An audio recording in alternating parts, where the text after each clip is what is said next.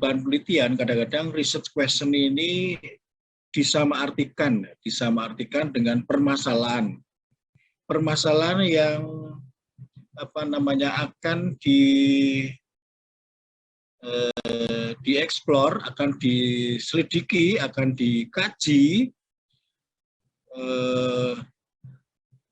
apa saja yang menyebabkan permasalahan itu terjadi dan bagaimana solusi atau penyelesaian dari permasalahan itu biasanya di bagian terakhir, ya. Setelah hasil penelitian itu ditemukan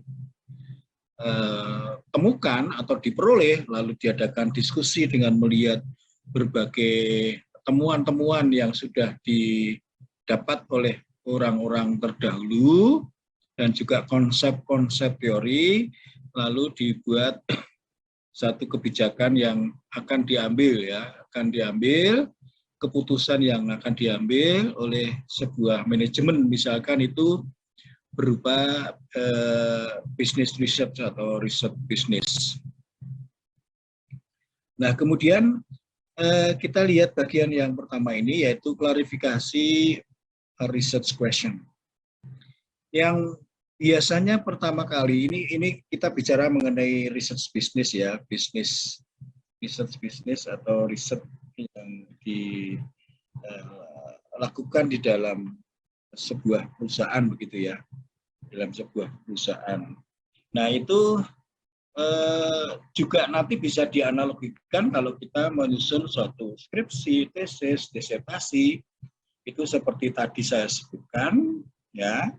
Research question ini lebih atau disamaartikan dengan permasalahan yang ada, ya, permasalahan yang ada di dunia nyata, baik itu di lingkungan akademik, ya, ilmu pengetahuan, scientific, maupun di dalam bisnis nyata, ya, di dalam bisnis nyata.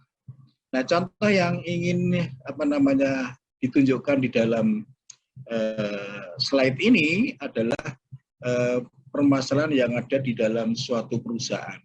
Nah, misalnya ada gejala peningkatan ongkos, ada gejala penurunan penjualan, ada gejala banyaknya produk yang cacat, ada gejala banyaknya turnover, ada gejala banyaknya orang yang pindah kerja, turnover, ya, dan lain sebagainya. Yang ini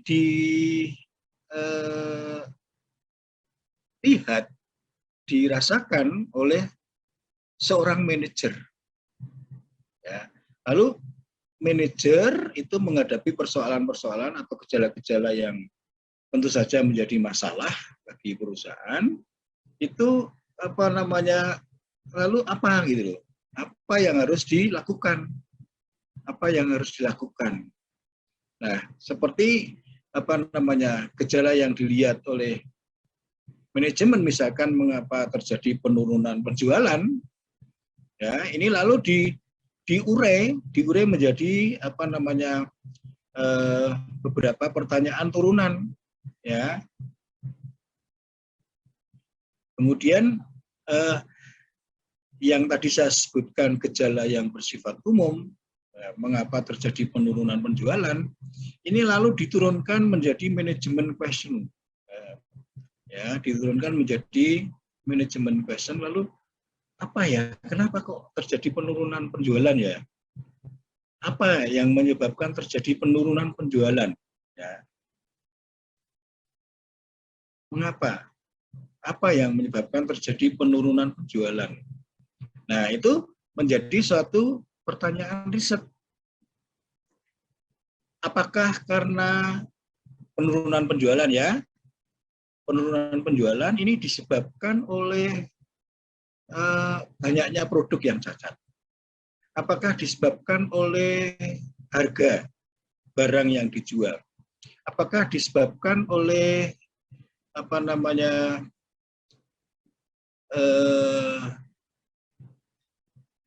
harga barang lain, ya, harga barang lain yang menjadi produk pesaing atau barang substitusi atau penggantinya. Nah, ini semua dilihat sebagai suatu hipotesis. Ya, apakah betul bahwa harga itu mempengaruhi jumlah penjualan?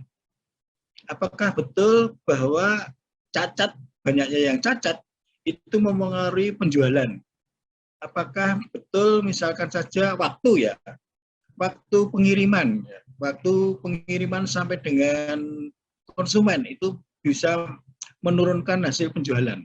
Nah, berbagai pertanyaan ini yang diturunkan dari permasalahan semula, yaitu mengapa terjadi penurunan penjualan, itu disebut dengan research question, ya, research question yang dinyatakan di dalam suatu hipotesis.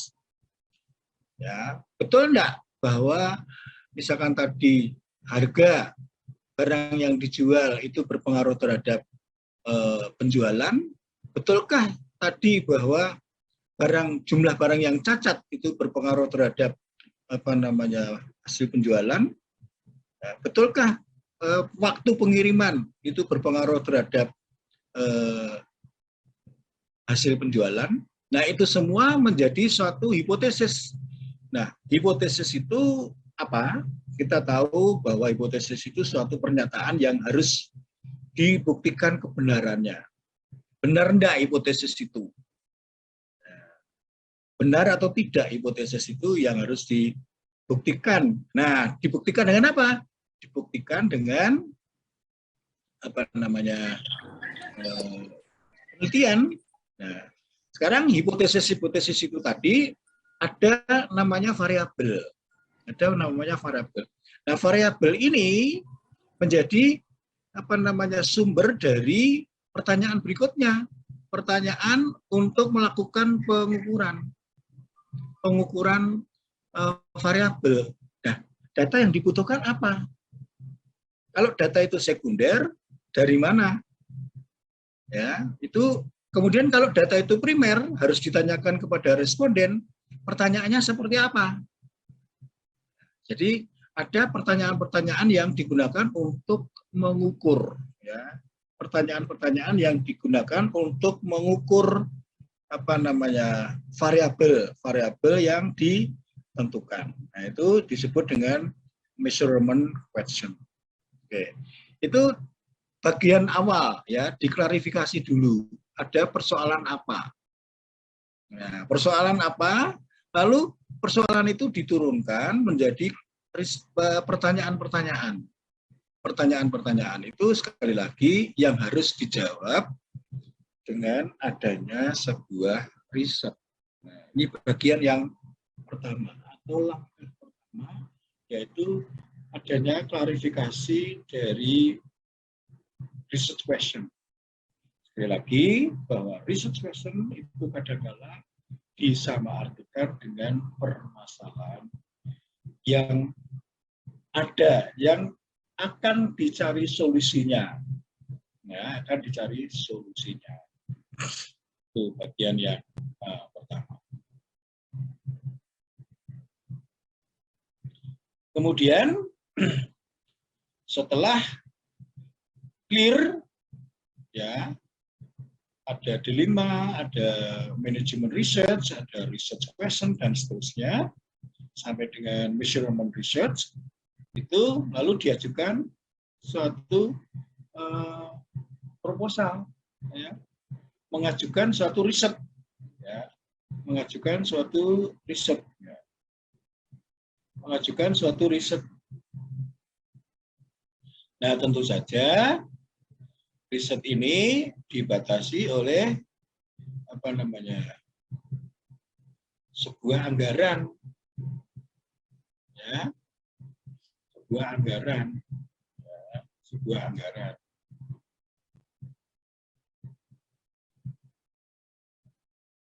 Dibatasi oleh sebuah anggaran.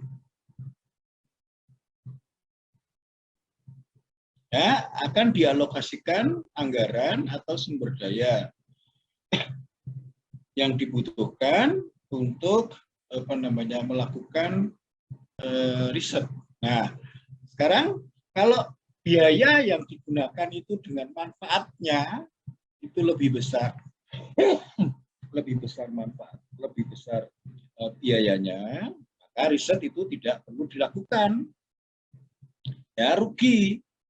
Ya, karena apa? Karena biaya yang dikeluarkan dengan hasil atau manfaat yang diperoleh itu kemungkinan lebih besar dari biayanya.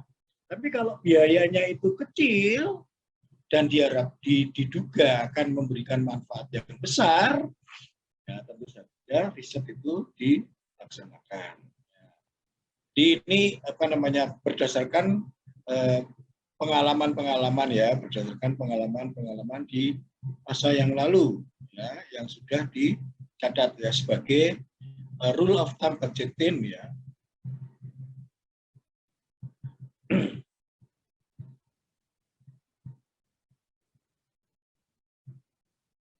Ya, jadi kira-kira bahasa Jawanya cocok atau tidak? Award, bahasa Inggrisnya award atau tidak? Riset yang dilakukan itu ternyata membutuhkan biaya yang sangat besar, tapi manfaatnya itu sangat kecil. Nah, lebih baik tidak dilakukan riset. Tapi kalau riset itu membutuhkan biaya yang kecil, artinya manfaatnya jauh lebih besar daripada biaya yang dikeluarkan, maka sebaiknya riset itu dilakukan.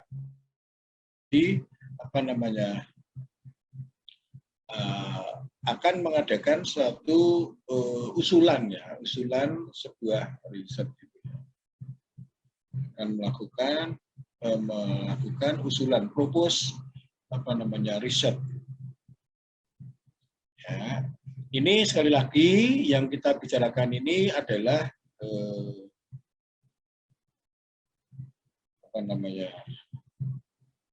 yang berlaku di dalam sebuah perusahaan. Ya tentu saja kalau misalkan saudara nanti membuat tesis, ya, itu saudara harus memperhitungkan biaya, memperhitungkan waktu. Ya. Kalau saudara misalnya saudara itu mau mengadakan riset ya. Perusahaan yang ada di katakanlah misalnya saja di Sumatera atau di Kalimantan Timur. Ya, saudara harus mempertimbangkan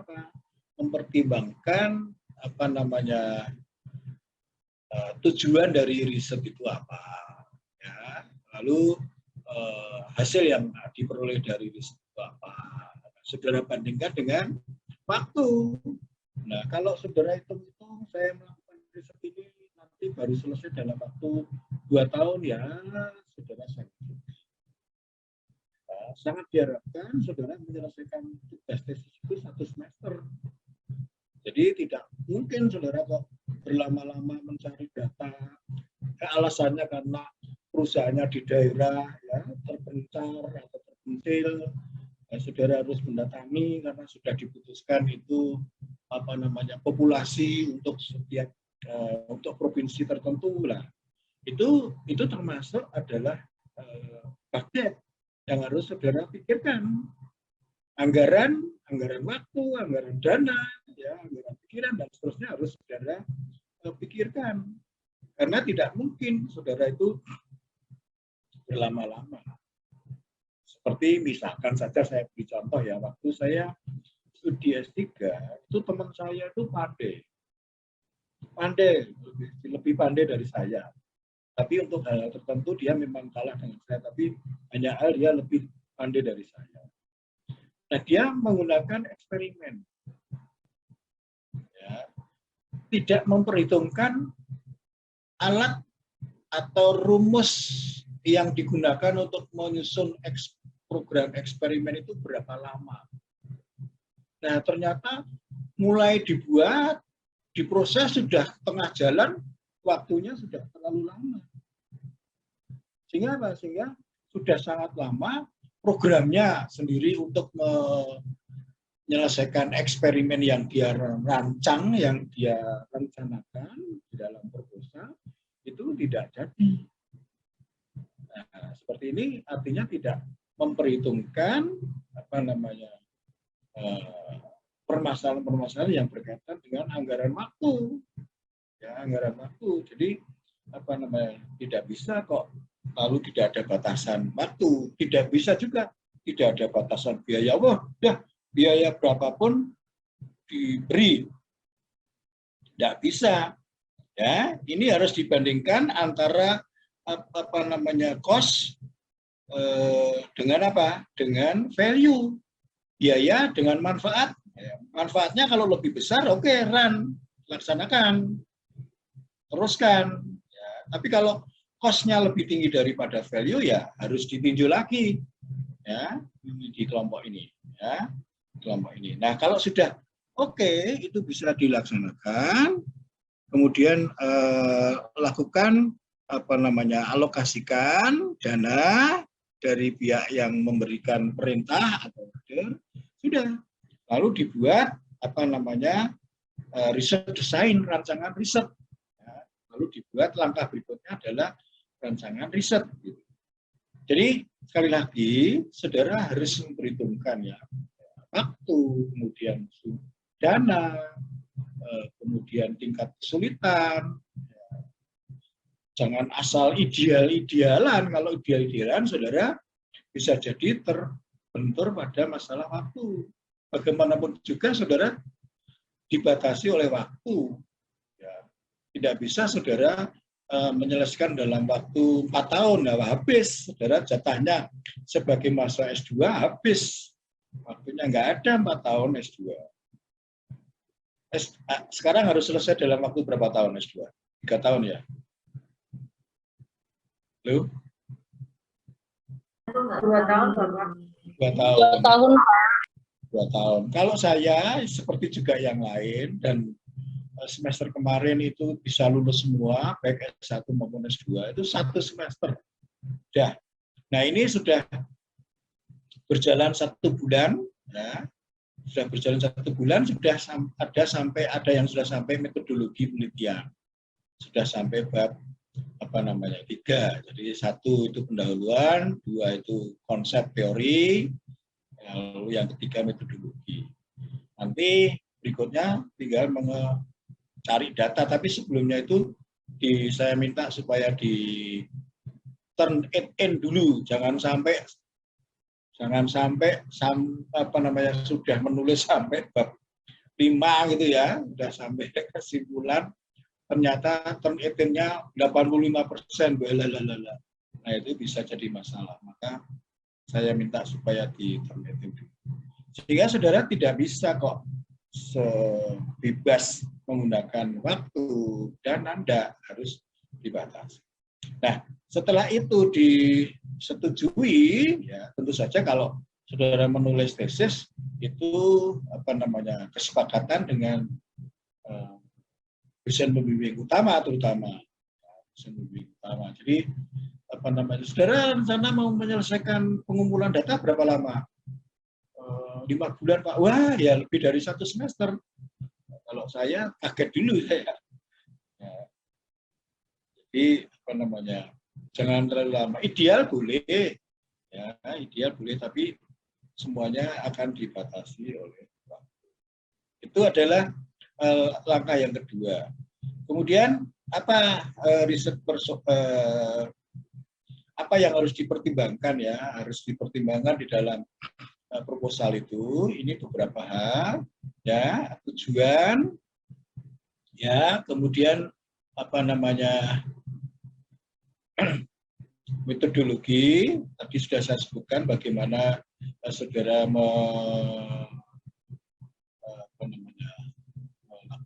pengumpulan data, kemudian cakupannya, jangka waktu, ya, kemudian setelah itu saudara harus mempertimbangkan untuk menyampaikan proposal itu kapan, kemudian anggarannya, ya, kewajiban-kewajiban yang harus saudara penuhi apa, ya, kewajiban-kewajiban yang saudara harus penuhi apa, ya, tentu saja harus memberikan laporan yang sudah dibuat analisisnya, ya, berdasarkan data, berdasarkan hasil hitungan statistik data, kemudian berdasarkan analisis, diskusi, dan seterusnya itu. Ya, kemudian ada semacam perjanjian kontrak antara saudara dengan, ya, kontraknya itu kalau misalkan pembimbing, ya, tesis itu, ya, saudara kan saudara diminta untuk menyusun bab 1 sampai 3. Nah, kemudian nanti akan ada ekspos proposal. Nah, ada masukan-masukan, ekspos itu sudah saudara lakukan, kemudian masukan-masukan sudah saudara masukkan ke dalam proposal saudara menjadi sempurna dan sudah mendapat persetujuan dari dosen pembimbing utama untuk untuk dioperasikan, artinya kumpulkan datanya. Oke. Jadi ini proposal kira-kira isinya seperti itu. Ya. Kemudian setelah proposal mendapatkan pengesahan, ya, persetujuan, nah, saudara baru merencanakan ini, designing the research, merencanakan sebuah riset. Oke, merencanakan sebuah riset. Ya. Oke, riset desain itu antara lain tipe riset yang akan saudara lakukan. Ya, misalkan saudara mau riset apa? Riset literatur, ya, riset data. Datanya itu mau data apa? Data primer, data sekunder. Ya, itu termasuk nanti di dalam sampling desain, pengambilan sampel, ya, pengambilan sampel, desain pengambilan sampel. Ya, kalau saudara misalkan mengumpulkan data primer, ya, saudara harus membuat suatu instrumen, ya, harus membuat suatu instrumen, alat, pertanyaan-pertanyaan, ya, pertanyaan-pertanyaan untuk memperoleh data, ya, misalkan ukuran yang digunakan untuk kepuasan itu apa saja, ya, kalau tidak salah susun struktur berdasarkan 5 kalau nggak salah, ya, ada tangible, kemudian ada kepekaan, ada ketepatan, ada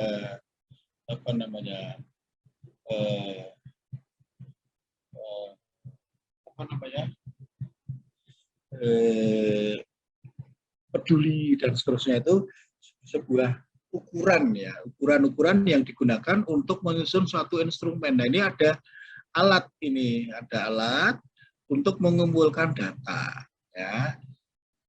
Desain data collection, desain pengumpulan data ini harus jelas, ya. Datanya tentu saja ditentukan dulu, ya, datanya primer atau sekunder. Kalau primer itu skopnya yang saudara jadikan sampel siapa saja, ya, apakah populasi atau sampel. Kalau sampel misalkan saja bank itu yang saudara gunakan sebagai sampel bank apa saja. Tentu saja harus ada perwakilan bank pemerintah, perwakilan bank swasta, bahkan mungkin perlu bank yang internasional, ya. Jadi harus ada perwakilan, cakupannya harus jelas.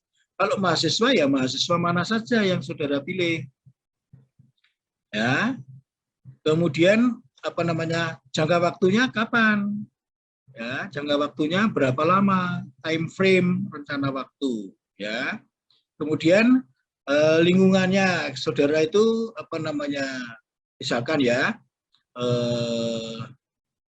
bank yang menjadi nasabah bank itu kan banyak, ada mahasiswa, ada buruh, ada ABRI, ada Polri, ada apa namanya PNS, ya pegawai negeri sipil biasa, ada juga dari apa namanya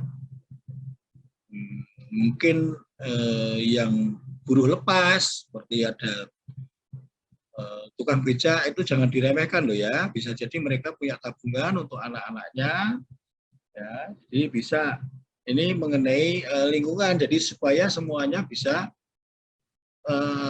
tercover. Jadi skopnya itu mengcover perwakilan dari populasi.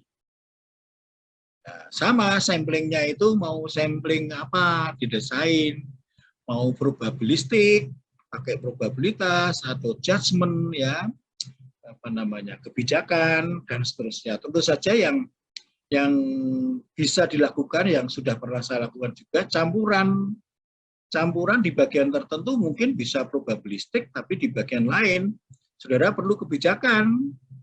Saudara tidak mungkin apa namanya murni probabilistik gitu ya.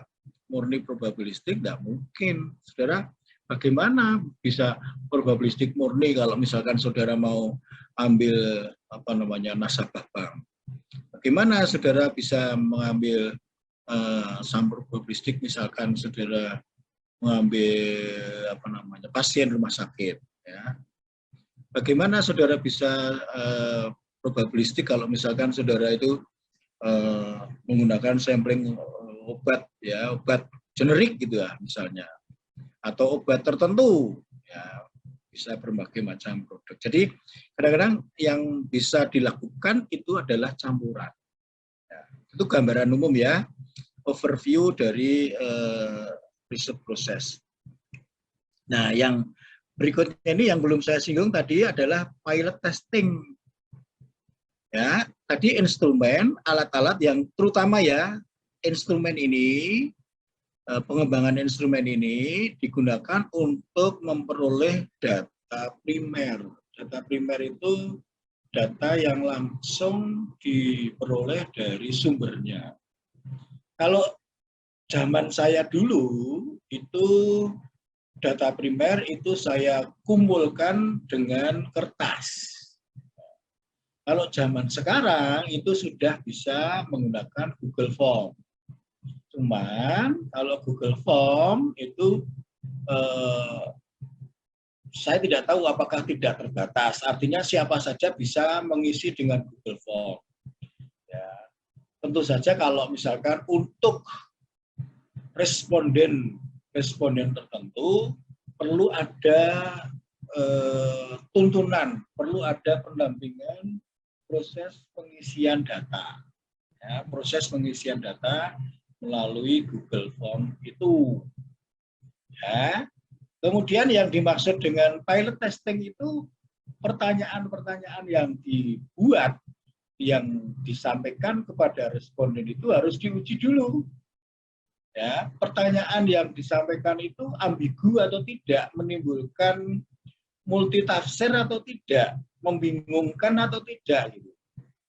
Nah, kalau misalkan responden waktu ditanya itu sudah bingung, jawabnya juga bingung. Kalau orang yang bingung itu memberikan jawaban ya biasanya seadanya, semaunya, wes ini saja. Sudah. Atau kok semuanya membingungkan pertanyaannya, udah netral saja semua 3, netral semua saja misalkan 5, netral semua saja berapa, atau bagus semua saja, jelek semua saja, ya. Jadi perlu ada pilot testing, ya, perlu ada pilot. Oke, itu langkah yang 3 mengenai designing riset. Kemudian apa namanya, tadi sudah ya, pilot testing sudah, sampling design sudah, riset design sudah. Nah, kemudian langkah keempat adalah pengumpulan data. Nah, saudara-saudara, ini pengumpulan data. Dan preparation itu maksudnya adalah menyiapkan data. menyiapkan data untuk diolah. Ya, menyiapkan data untuk diolah. Jadi data itu terutama ya apa namanya? Ya sebetulnya sekunder juga begitu sih. Belum tentu apa namanya data sekunder itu bagus, belum tentu. Ya. Kadang-kadang ada yang terpaksa mengosongkan data. Ya, sumber datanya itu memang kesulitan betul untuk bisa mengisi data itu, lalu dikosongkan.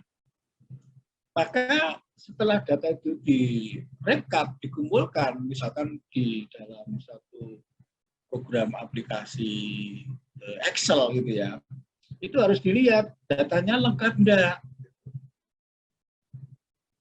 datanya sesuai enggak. Datanya sesuai itu saya ambil contoh sederhana.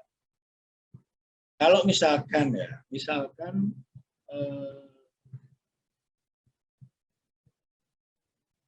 laporan yang dibuat oleh sebuah institusi atau lembaga atau departemen atau siapa saja, itu formatnya format Indonesia. Misalkan format Indonesia itu pemisah antara ribuan itu dengan titik. Ya. Kemudian pemisah antara desimal itu dengan koma. Itu bahasa Indonesia. Ya. Tetapi nanti lupa kalau program aplikasi Excel itu menggunakan format internasional, misalkan US format, itu tanda pemisah ribuan dengan koma, tanda pemisah desimal itu dengan titik. Jadi harus dilihat benar enggak data yang dikumpulkan itu. Jadi kalau misalkan seperti itu terjadi, masih ditulis dalam format Indonesia, itu harus diakali. Yang titik diganti koma, yang koma diganti titik. Bagaimana itu caranya? Caranya adalah di-replace. Ya, di-replace. Titik itu misalkan di-replace koma dulu, atau di-replace menjadi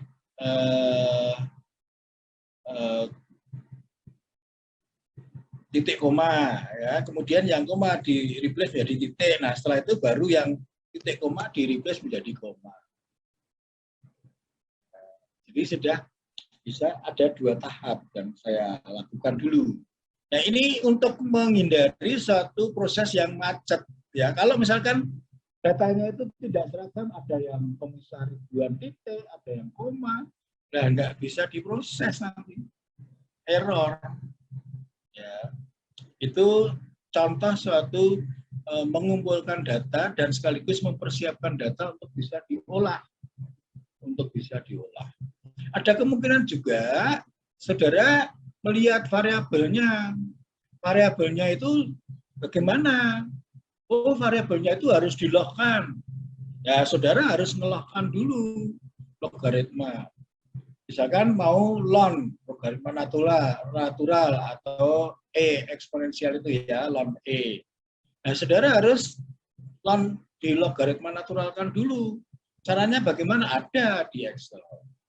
Jadi harus disiapkan. Oh, ternyata variabelnya itu apa namanya? Pertumbuhan, ya, pertumbuhan. Atau misalkan persentase pertumbuhan ya, persentase, atau ya misalkan laba di dalam apa namanya persentase, ya harus diubah dulu dalam bentuk persentase, ya. Jadi pengumpulan data harus dilakukan, misalkan data primer dilakukan pada responden yang memenuhi syarat tadi, yang mewakili apa namanya cakupannya, kemudian lingkungannya, ya. Yang intinya adalah bahwa responden itu harus bisa mewakili populasi. Kemudian data dari responden itu dilihat, datanya isi semua atau tidak. Sebab kalau ada yang complang itu harus diisi. Kalau tidak diisi nanti pasti akan menghasilkan suatu keluaran yang sampah kan. Kalau di dalam proses pengolahan statistik dengan program aplikasi itu, program aplikasinya tidak tahu datanya itu bagus atau tidak, benar atau salah tidak tahu. Maka dari itu harus ada pengumpulan data yang benar, ya, lalu dicek betul-betul di-prepare, disiapkan, gitu ya. Disiapkan supaya data itu menjadi data yang baik sehingga bukan sampah. Sebab sekali lagi program aplikasi tidak mengetahui data yang masuk diolah itu baik atau tidak, benar atau salah, itu tidak tahu. Oke, saya kira itu ya. Nah, kemudian bagian ini kadang-kadang ada yang gila ini, ada yang gila tidak tahu.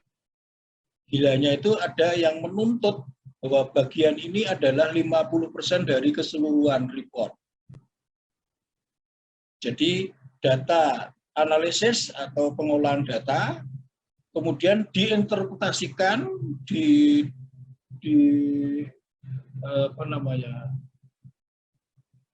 dievaluasi, dibuat diskusi dibandingkan dengan hasil penelitian lalu. Kadang-kadang ada reviewer yang menuntut ini 50% dari jumlah halaman.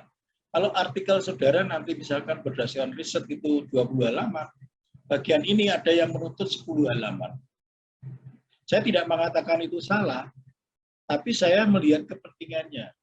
Kalau misalkan data analisis itu sudah disajikan, sudah dibuktikan, ya, ada hipotesis misalkan, sebanyak 7, sudah diuji semua, sudah diuji satu persatu, ya, sudah dilakukan suatu analisis dari masing-masing hipotesis, ya, dan sudah benar. Ya. Ini di luar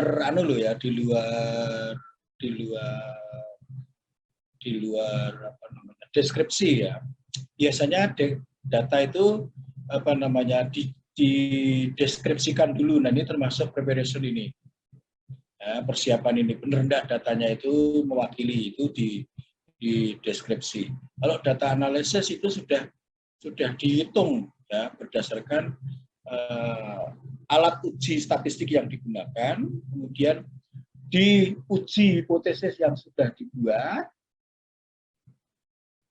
hipotesis penelitiannya itu diterima atau tidak, atau dibalik, penelitianmu itu, hasil penelitianmu itu sesuai dengan hipotesis penelitian atau tidak.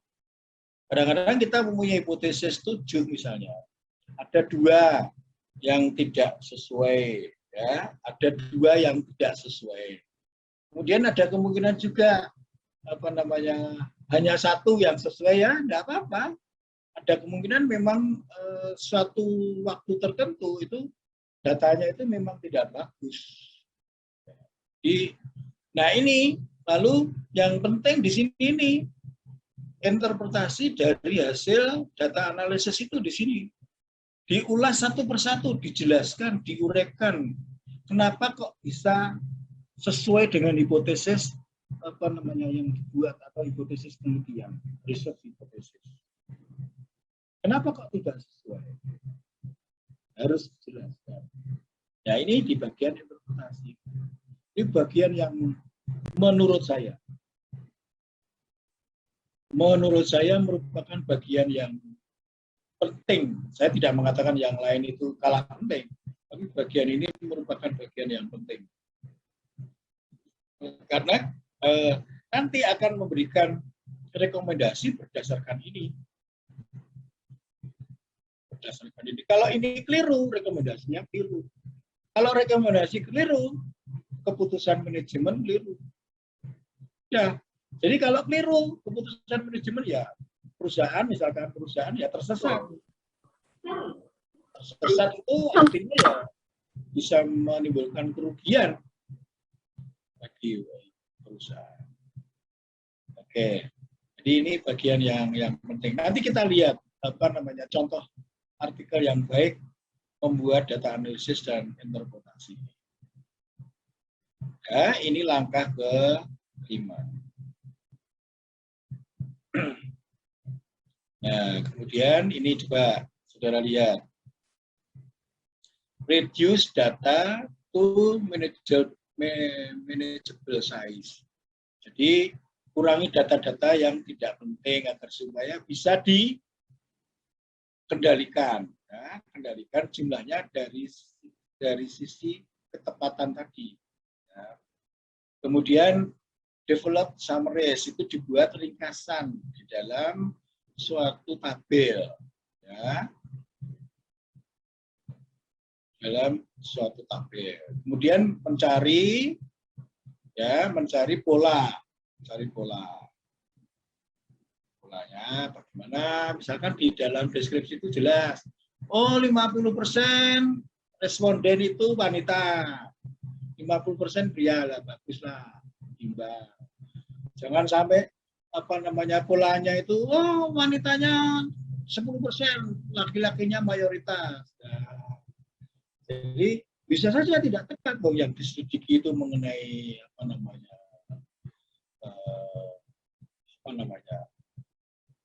bedah, misalkan bedah wajah kok lalu respondennya itu banyak prianya, kan aneh. Nah, bukan tidak mungkin ya yang dikumpulkan G, tapi kan kalau seperti itu kan perlu menjadi tidak imbang. Jadi polanya itu akan kelihatan di dalam data yang tadi saya sebutkan. Harus ini prepare, ada proses persiapan. Lalu setelah itu gunakan teknik-teknik statistik yang sesuai. Ya, tentu saja ini harus disiapkan, apakah pakai analisis PET, atau pakai regresi biasa, atau pakai PLS, Gaussian least square, atau pakai non-parametrik, ya, atau pakai alat-alat statistik yang lain. Ya. Oke. Nah, langkah terakhir adalah membuat laporan. Kalau laporannya ini harus bagus. Kalau nggak bagus ya, bayangkan kalau tidak bagus menjadi keputusan manajemen. Kalau keputusan manajemen itu berdasarkan laporan yang tidak bagus, ya tapi sudah saya sebutkan bisa menyesatkan. Oke. Nah, berikutnya bagian dari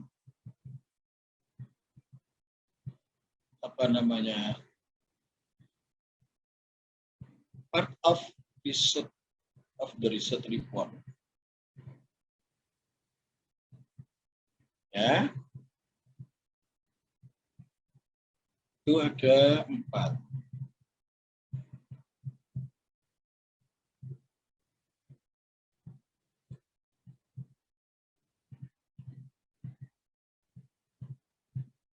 Yang pertama adalah executive summary atau sering disebut dengan abstrak. Ya, abstrak itu memuat sinopsis atau uraian tentang permasalahan, ya, problem, temuan, dan rekomendasi. Nah, ini biasanya tidak banyak. Pendek. Jangan sampai kok eksekutif summary kok 3 halaman. 1 halaman itu sudah cukup, bahkan banyak yang tidak sampai 1 halaman. Mungkin hanya problem, kemudian 1 alinea, findings, temuan 1 alinea, recommendation 1 alinea. Jadi cukup dengan 3 alinea. Tetapi yang perlu difahami adalah ya,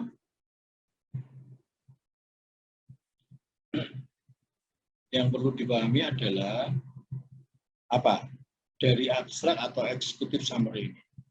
Pembaca itu sudah bisa mengetahui secara keseluruhan dari riset itu, sehingga pembaca itu bisa memutuskan, ya, setelah membaca abstrak atau executive summary ini, bisa memutuskan saya meneruskan baca penelitian ini atau tidak. Misalkan, oh saya sudah pernah ini, kebetulan ini hasilnya sama dengan yang dilakukan 2 tahun yang lalu oleh Siti Afifah misalnya. Jadi saya tidak perlu melakukan. Wah ini menarik ini, saya belum pernah membaca penelitian seperti ini. Nah, itu sudah bisa disimpulkan oleh pembaca setelah yang bersangkutan itu membaca abstrak atau executive summary.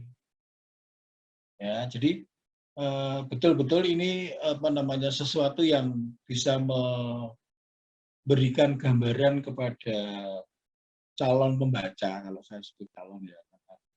Mungkin pertama kali tertarik dengan judulnya, tapi setelah baca executive summary-nya, oh saya sudah pernah, ya, tidak perlu saya lanjutkan baca berikutnya. Tapi kalau tertarik ya berdasarkan ini executive summary, sehingga harus mencakup mengenai permasalahan yang ada, temuan-temuan dan rekomendasi yang diberikan oleh penulis. Nah, kemudian overview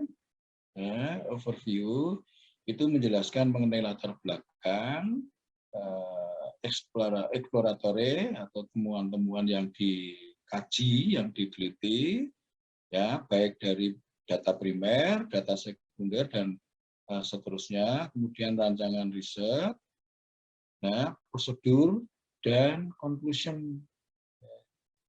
Oke, kemudian implementasi strategi section itu pengembangan dari rekomendasi. Nah, ini tadi kalau rekomendasi, oh ternyata penyebab dari penurunan penjualan itu ini berdasarkan hasil penelitian, dan hasil penelitian ini bisa dipercaya karena responden yang misalkan saja diambil itu betul-betul bisa mewakili populasi. Ya, kalau respondennya sendiri meragukan, seperti tadi saya sebutkan yang diteliti itu bedak, tapi respondennya 90% pria, ya nggak tahu saya hasilnya seperti itu. Nah, kemudian alat-alat statistik yang digunakan, misalkan ada, itu biasanya dimuat di apendik, ya, termasuk hasil-hasil hitungannya. Hasil-hasil hitungannya tidak perlu hasil hitungan. Output dari program aplikasi, misalkan di SPSS itu misalkan ada deskriptifnya, kemudian ada ANOVA-nya, kemudian ada koefisien regression-nya, dan seterusnya itu tidak perlu dicantumkan di dalam body laporan, tetapi dimasukkan di dalam appendix, ya. Seperti saya dulu waktu menyusun entah itu skripsi, entah itu tesis, entah itu disertasi, data, kemudian output dari program statistik yang saya gunakan, itu semua ada di lampiran. Oke. Ya. Yang sekarang terakhir itu kadang-kadang kita menemui permasalahan, ya, permasalahan yang harus dihindari, ya, permasalahan yang harus dihindari, ya.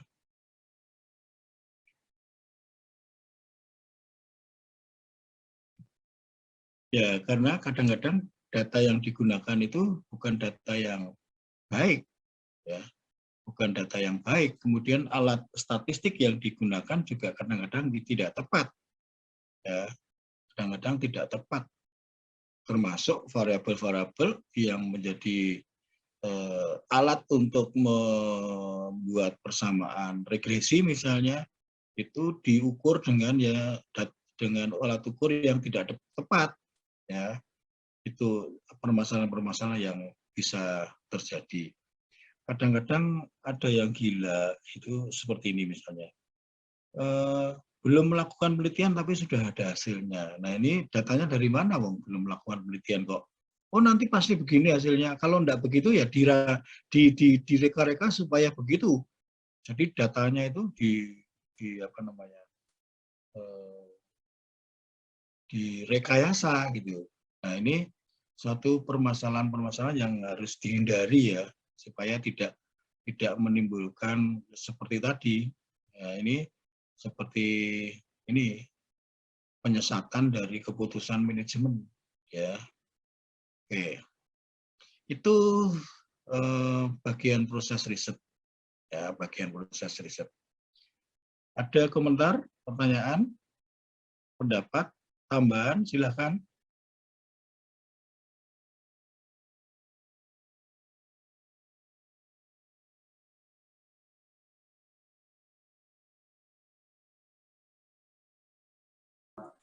Pak, saya tanya, Pak.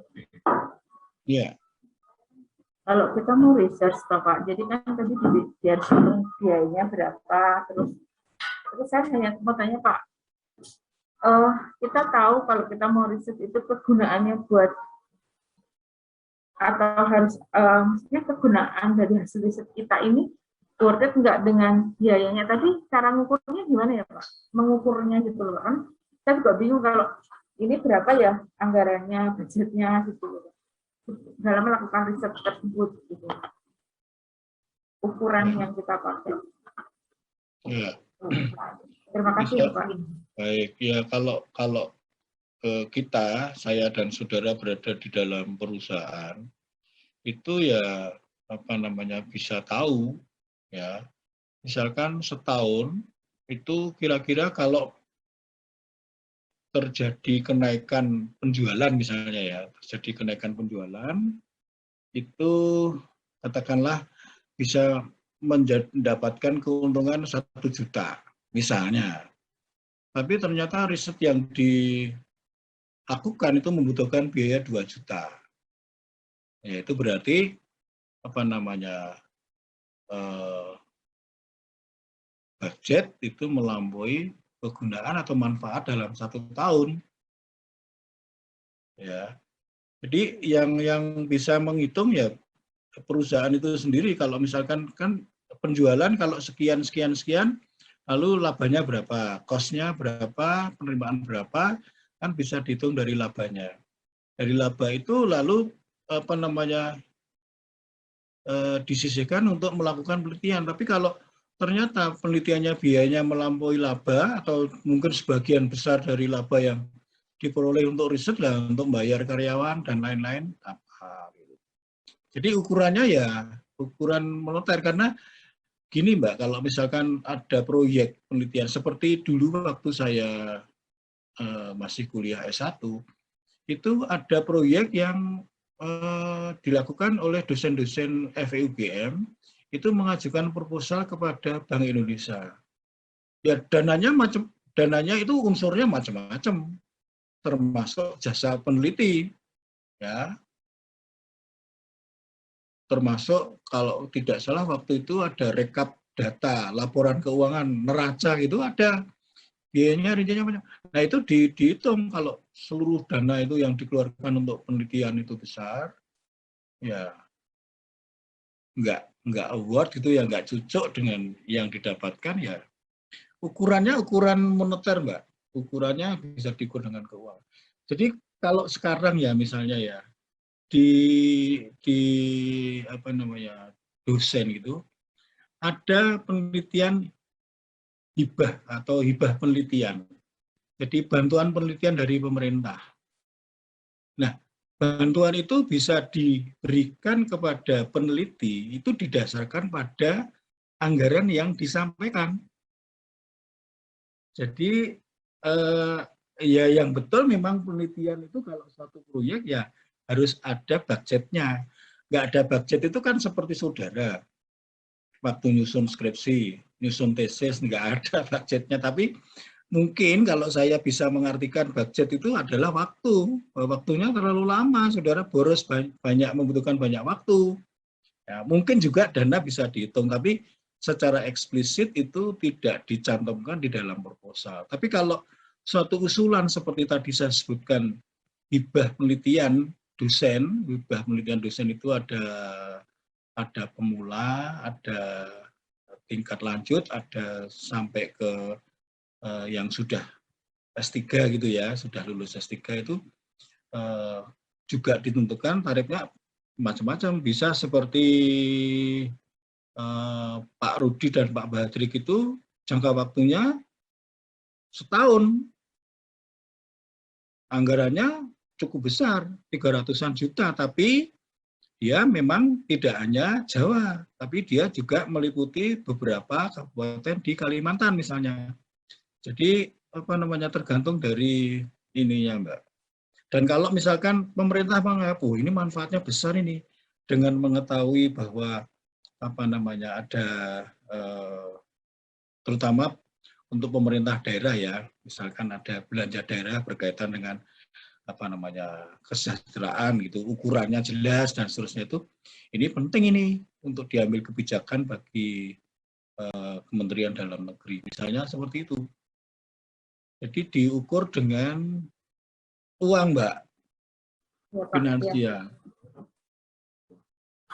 Paham, Bagaimana mengukurnya ya tergantung dari pendanaan tersedia berapa perusahaan, pendanaan. Kalau misalkan labanya itu 10 juta untuk riset 8 juta ya nggak mungkin toh. Ya, Tapi kalau itu nggak mungkin. Makanya kalau misalkan ini manfaat dari belanja daerah terhadap kesejahteraan masyarakat itu hanya 300 juta kalau dibandingkan dengan kebijakan yang digunakan untuk seluruh masyarakat Indonesia kan kecil. Nah, seperti itu. Jadi value dan cost-nya itu harus dihitung secara moneter, Mbak. Angka. Baik, Bapak, terima kasih.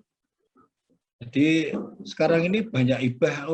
Untung STE ini sekarang banyak yang meneliti, dapat hibah, meneliti bersama dengan para mahasiswa. Nanti saudara wajib loh meneliti bersama dengan para dosen itu, nanti akan memudahkan reakreditasi saudara. Kalau saudara maksi, syukur-syukur nanti bisa unggul, kemudian manajemen juga bisa unggul. Itu kan salah satu komponennya adalah riset bersama antara mahasiswa dan dosen. Dan itu ada bantuan dari STIE. Ya, ada dana dari STIE. Ya. Terima kasih, Bapak. Saya kira begitu, Mbak. Ya, Bapak. Terima kasih. Oke.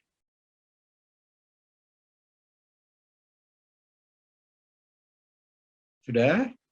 Kita lanjutkan yang berikutnya.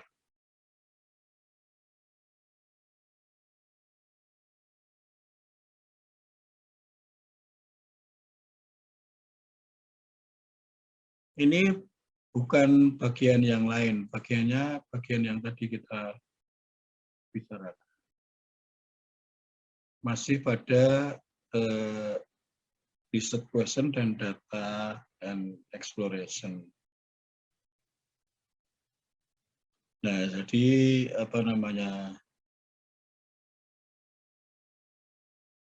ini kita cerita ideal ya, jangan Pak masa besok tesisnya sampai begitu ya. Sebagian mungkin bisa kita lakukan lah, kalau tidak dilakukan fungsi pembimbingannya apa ya, fungsi expose-nya apa. Jadi expose itu kan nanti merupakan salah satu komponen ini, salah satu komponen dari strategi penelitian.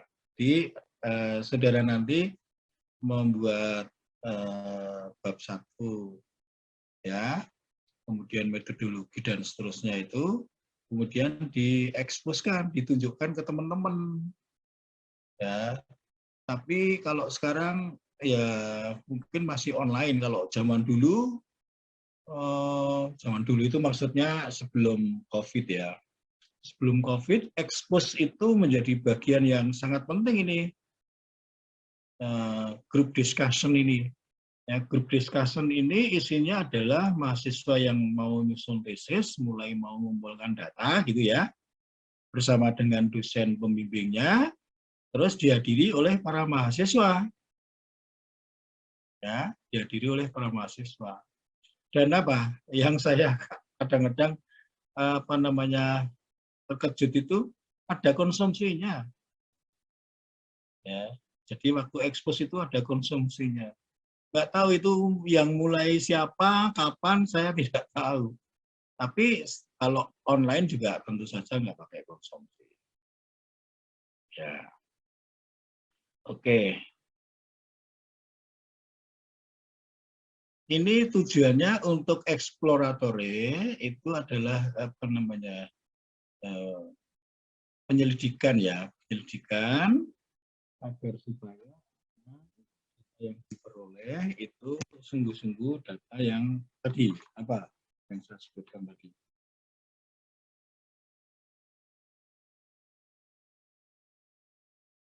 Ya, yang saya sebutkan tadi supaya kita memperoleh data yang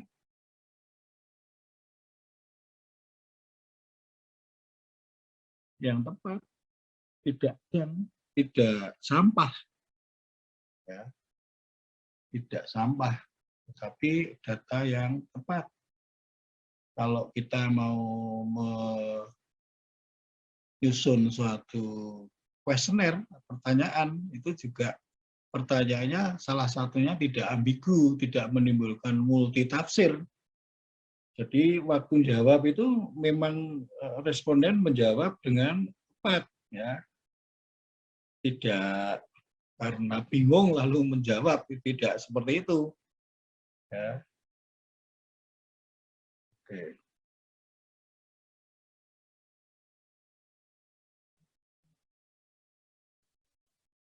Jadi ini bisa dilakukan ya. Ini terutama kalau saya menyoroti ini. Jadi ini tentu saja expert interview itu proses pembimbingan saudara dengan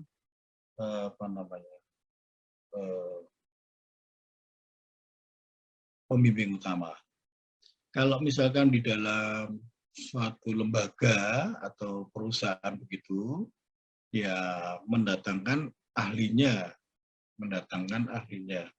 Dulu pernah di Gajah Mada itu misalkan mau diadakan sebuah penelitian bersama itu, lintas sektoral. Jadi Gajah Mada punya inisiatif. Waktu itu kalau nggak salah dari pertanian apa ya? Dari pertanian itu permasalahan apa lupa saya.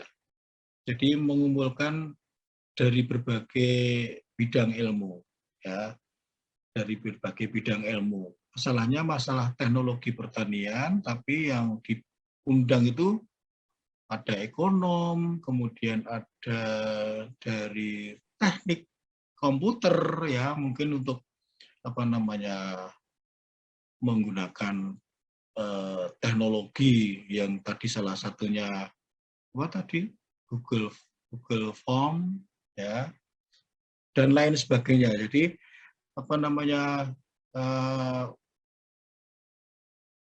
interview atau wawancara atau diskusi ya, diskusi dengan ahlinya, ya, diskusi dengan ahlinya, ya.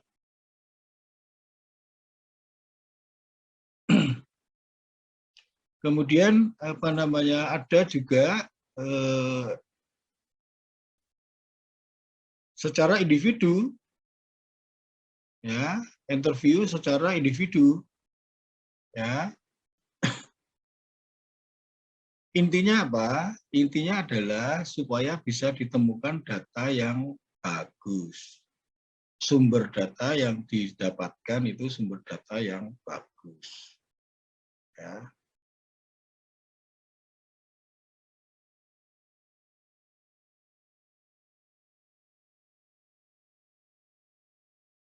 Ya, jadi tidak lepas dari apa yang ada di dalam manajemen question. Ya, supaya apa? Apa yang akan dilakukan, strategi yang akan dilakukan itu betul-betul tepat. Tepat dalam arti itu bisa menemukan, ya, ya. Eksploratory itu kan menyelidiki, ya, menyelidiki tujuannya apa? Supaya nanti setelah diperoleh informasi dari eksploratory itu dilakukan langkah berikutnya, step strategi untuk bisa memperoleh data yang bagus itu. Intinya di situ. Ya. Oke, kemudian ini data sekunder. Data sekunder itu data yang apa ya? Apa data sekunder itu?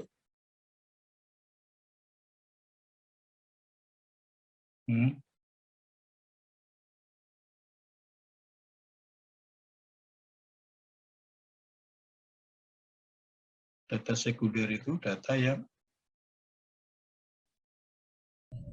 sudah diolah terlebih dahulu, Pak. Sudah diolah terlebih dahulu. Ya. Sudah diolah terlebih dahulu. Nanti akan diurai secara apa namanya, bagian per bagian gitu ya. Ada data internal, ada data eksternal. Data internal itu seperti apa? Itu kaitannya dengan apa yang kita bicarakan mengenai penelitian kita itu, yang kita sedang bicarakan ini berkaitan dengan order perusahaan. Data sekunder, data yang sudah diolah lebih dulu. Ya, data yang sudah diolah lebih dulu oleh pihak lain, ya, oleh pihak lain. Nah, data yang sudah diolah oleh pihak lain itu, ya, biasanya itu dalam bentuk tabel,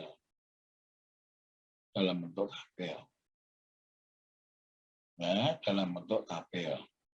Nah, untuk bisa, tapi tadi sudah saya sebutkan ya, data sekunder atau primer itu sebetulnya untuk apa tadi? Kita mengumpulkan data itu untuk diolah.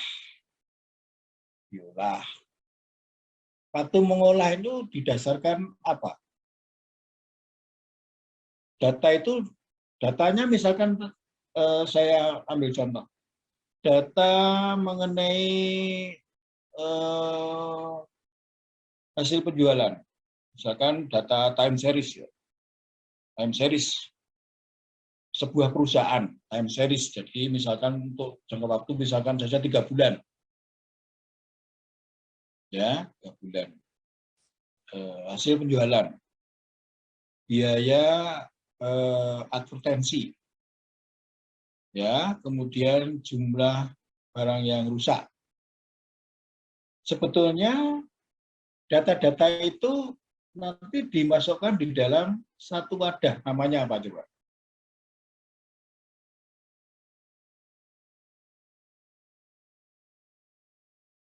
Kalau misalkan saya beri gambaran seperti ini ya.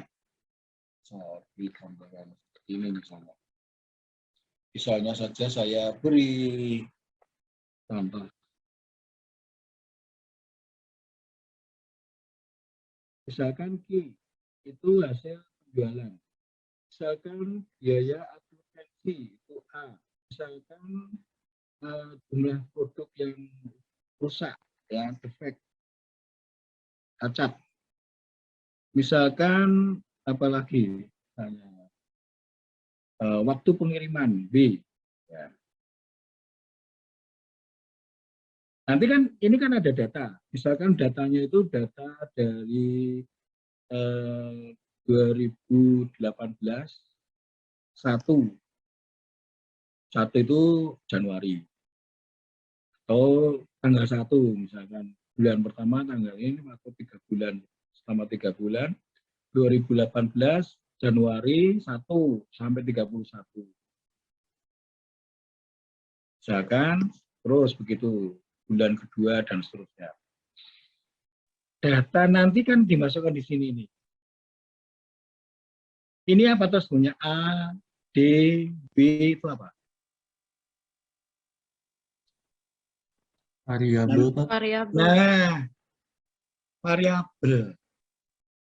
Nah, variabel itu nanti diukur dengan misalkan saja ini apa?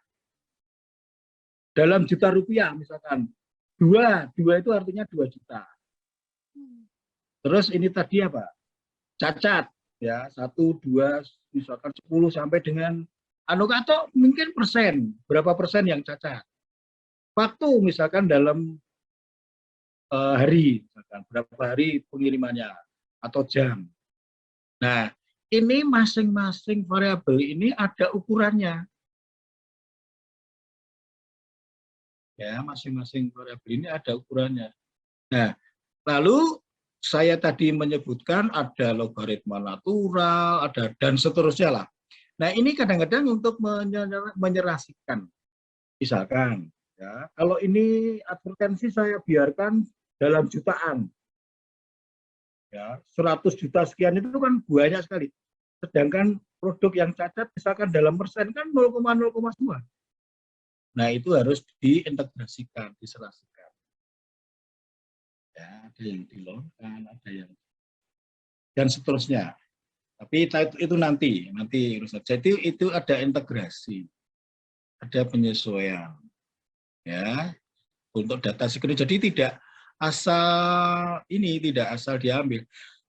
Oke, memang A ini adalah bisa jadi data asli.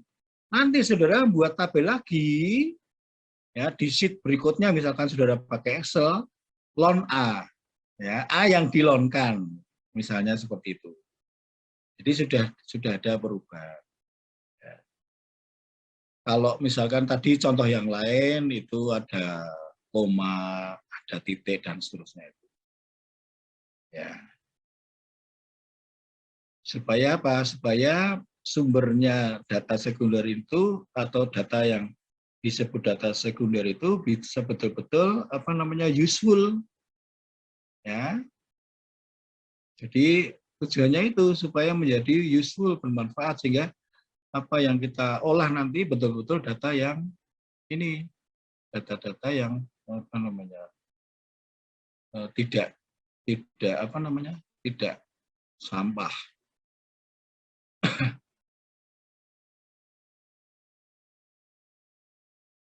Ya, ini bisa dilewati. Ya, ini ada primary source, secondary source, tertiary source. Ini sumber ya, sumber. Ya, ini bisa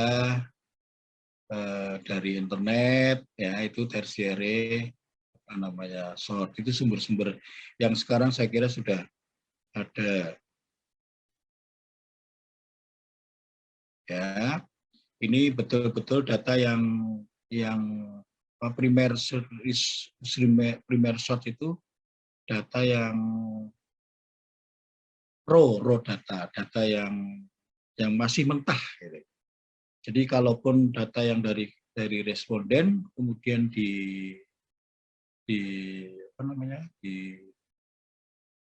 direkap di dalam Excel, itu betul-betul data yang masih mentah. Belum dimasukkan ke dalam nama-nama tabel tadi. Sebab nama tabel itu bisa merupakan jumlah dari nilai-nilai jawaban setiap item atau pertanyaan. Kalau yang primer ini masih betul-betul data yang mentah. Nah, kemudian ini sudah diinterpretasi, ya. Nah, ini lebih lagi, ya, sudah diolah, sudah merupakan hasil. Oke.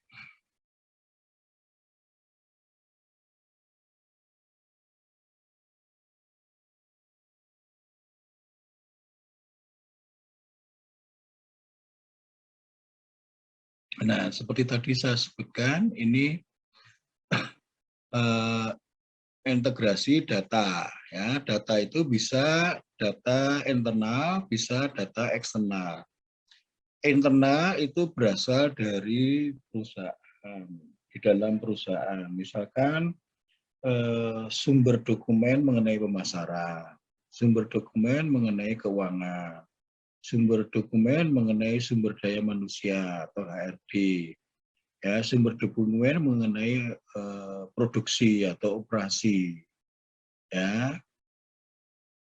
Oke, jadi ini data-data internal. Kemudian data-data eksternal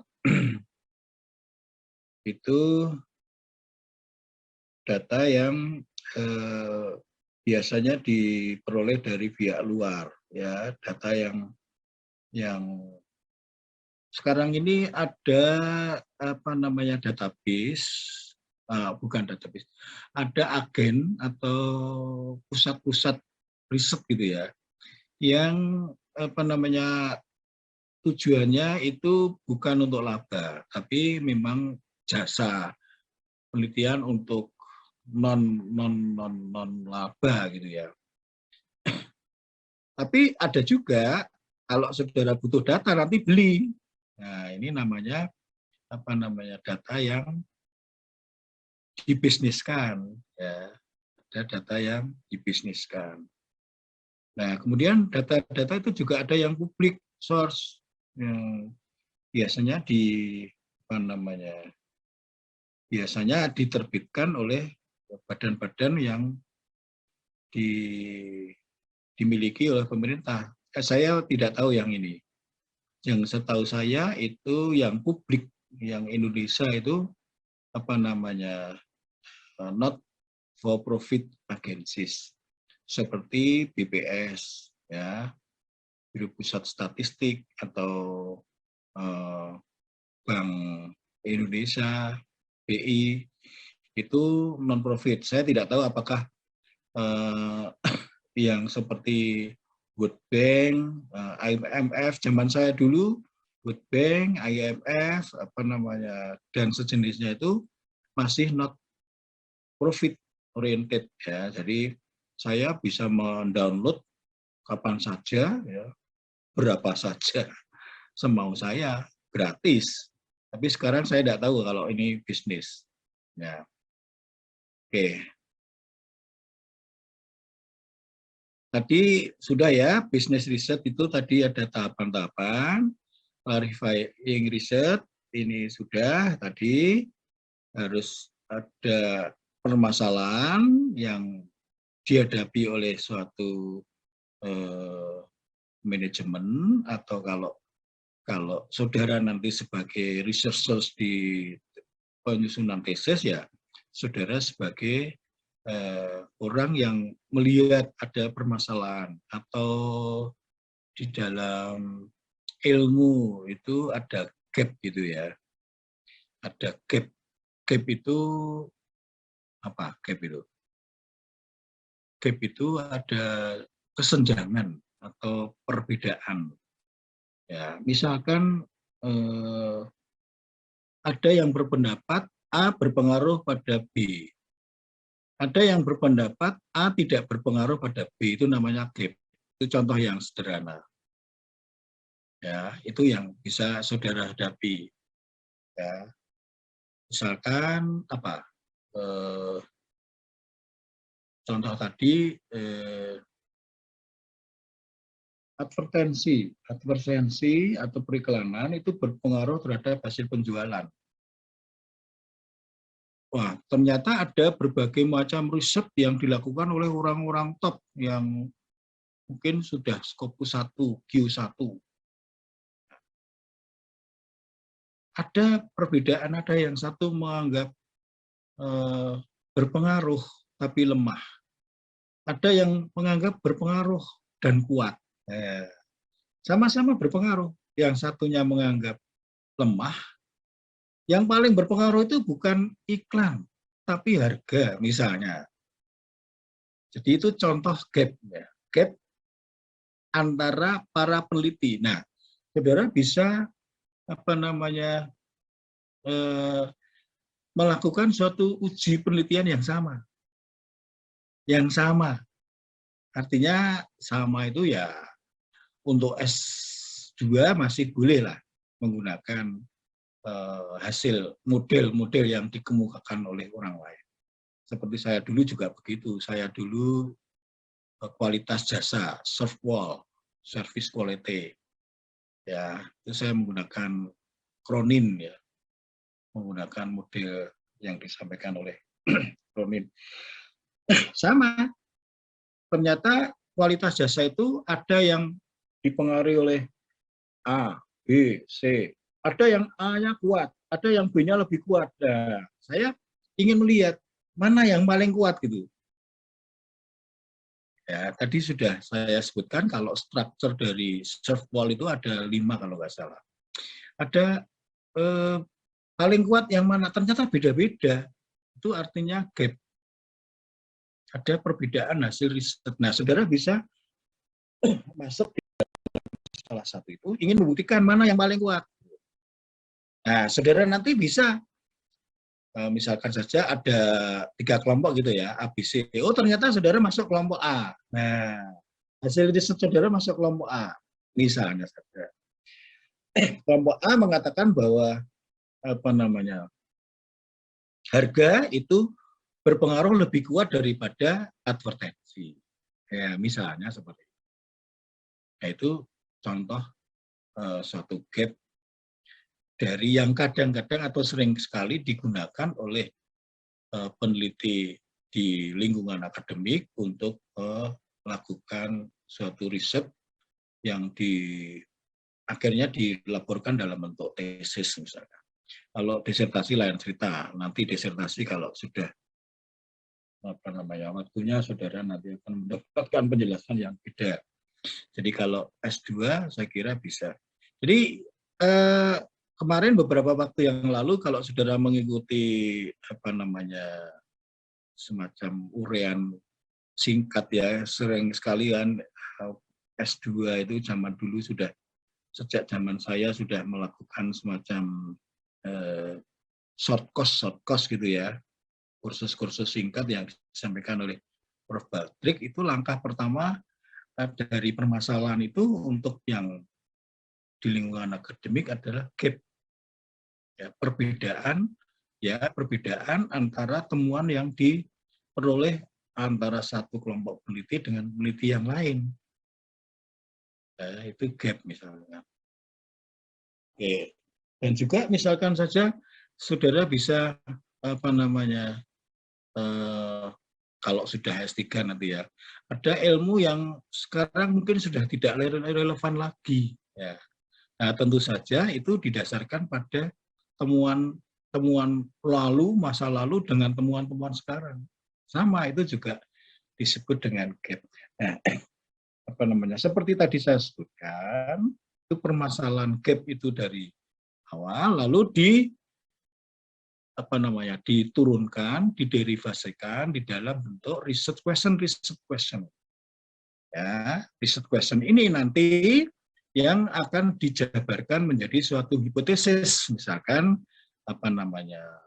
hipotesisnya itu biaya advertensi berpengaruh positif terhadap omset penjualan misalnya.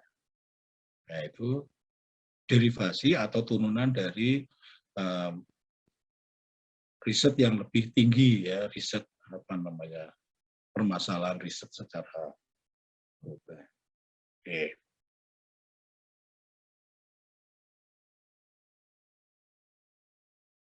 Nah, sekarang kalau kita melihat hierarkinya itu urutannya seperti ini ya.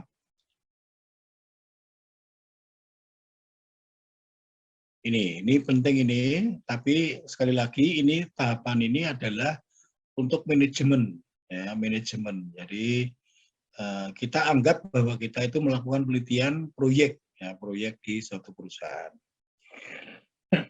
Ya, seperti tadi sudah disebutkan manajemen dilema itu misalkan mengapa kok terjadi penurunan penjualan, mengapa kok banyak turnover ya, mengapa kok mengalami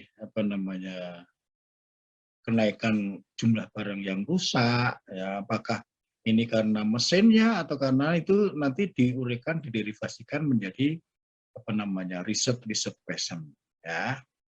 Jadi management question itu how can management eliminate the negatif, bagaimana bisa mengeliminasi permasalahan-permasalahan yang negatif itu, ya. Tentu saja nanti harus diteliti, diuraikan dalam bentuk reason, oh penyebabnya ini, ya. Ini. Nah, kemudian investigative reason, what does the manager need to know to choose the best alternative from available course of action. Nah, nanti setelah mengetahui variabelnya ini, diketahui mana kira-kira variabel-variabel yang utama yang bisa digunakan sebagai alat untuk melakukan suatu penelitian, alat untuk mengumpulkan suatu data. Nah, kemudian ukuran-ukuran ini sama dengan tadi measurement question, itu terutama untuk data-data yang primer, apa saja yang dibutuhkan. Nah, setelah itu manajemen decision, keputusan manajemen setelah data dikumpulkan, data dianalisis, data diinterpretasi, lalu ditemukan suatu temuan dan dijadikan rekomendasi. Itu kira-kira ada jenjang seperti itu. Oke.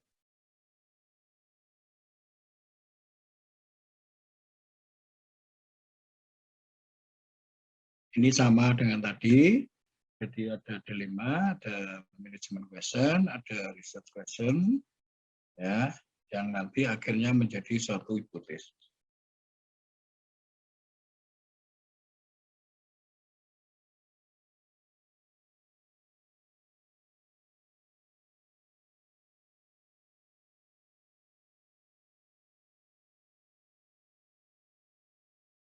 Oke.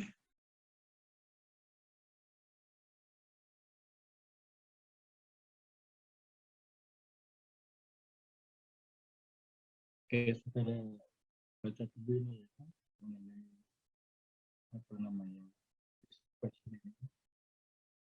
Seperti tadi sudah saya sebutkan, itu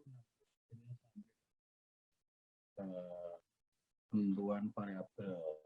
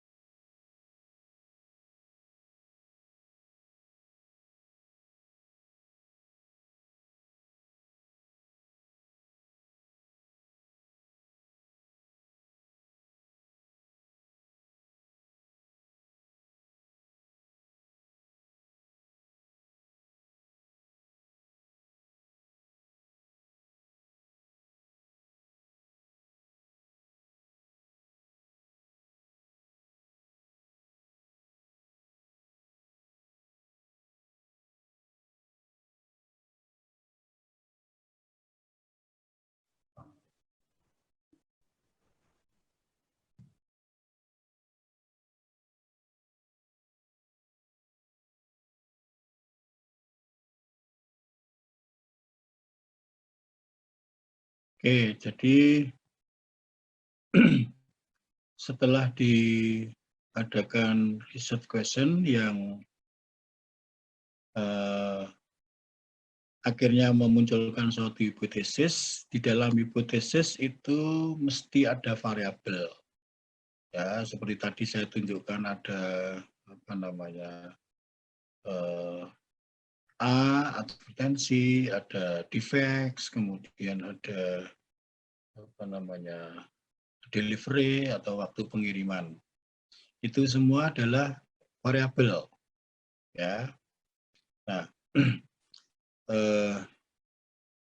kalau misalkan data itu data primer, besok saya tunjukkan ya, kalau sudah sampai pada waktunya mengenai data primer, itu kadang-kadang variabel ini itu tidak langsung didapat dari suatu ukuran. Seperti tadi, misalkan jumlah atau besarnya biaya advertensi, itu didapat langsung. Tapi kalau variabel itu kepuasan, itu bisa dibuat dari berbagai struktur. Misalkan ada 5 komponen yang menentukan suatu tingkat kepuasan. Nah, nanti masing-masing komponen atau 5 komponen itu masing-masing mempunyai daftar pertanyaan. Nah, ini berarti sudah di break ya. Jadi apa namanya, variabel ini diturunkan, dipecah lagi menjadi pertanyaan-pertanyaan. Ya, untuk mengukur kepuasan. Misalnya seperti itu, untuk mengukur apa namanya, kualitas jasa. Ya, nanti saya berikan contohnya. Jadi ini dipecah lagi menjadi pertanyaan-pertanyaan yang harus dijawab oleh responden atau dalam bentuk item pertanyaan. Ya, nah kemudian apa namanya, ditentukan apa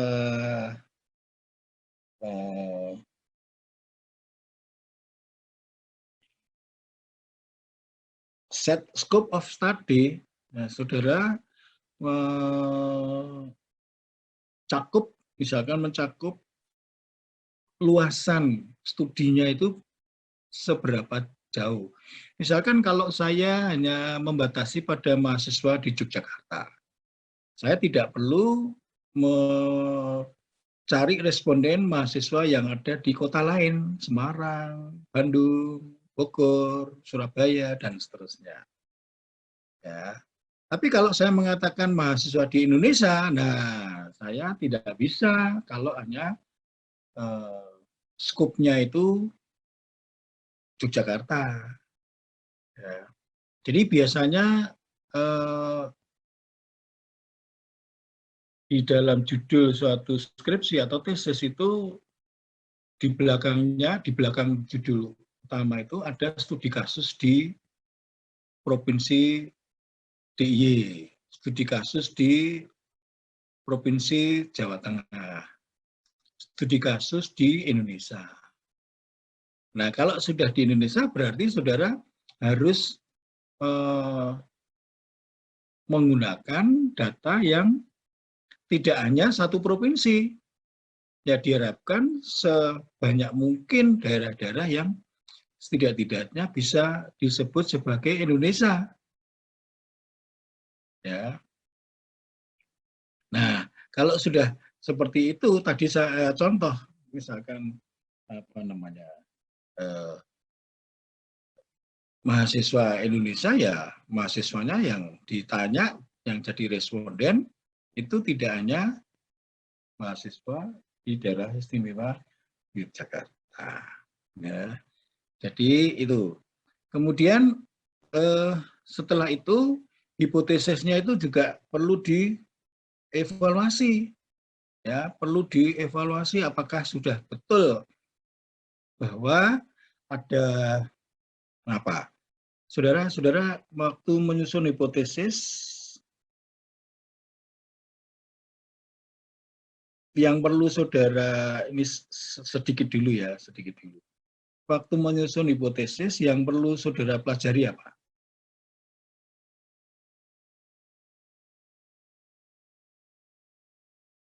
Jadi hipotesis 1, misalkan saja biaya advertensi berpengaruh positif terhadap omset penjualan.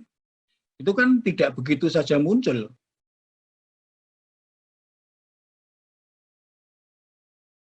misalkan saja apa namanya belanja daerah berpengaruh terhadap kesejahteraan masyarakat, misalkan untuk yang sektor publik ya.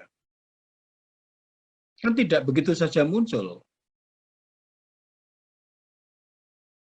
Ya, misalkan apa namanya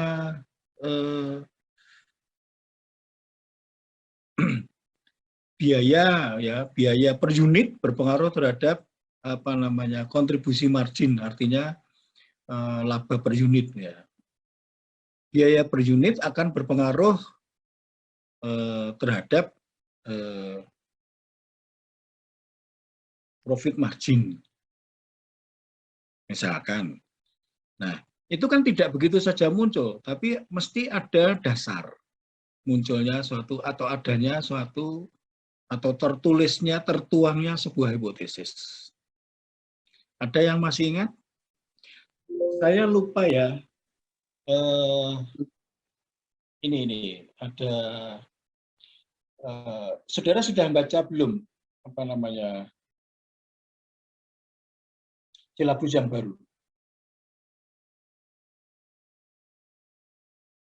Halo? Sudah baca belum silabus yang baru?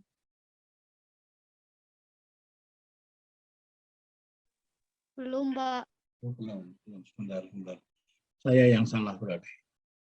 Saya yang salah. Seingat saya sudah pernah memberitahu, tapi mungkin tidak efektif. Sebentar ya. Sebentar.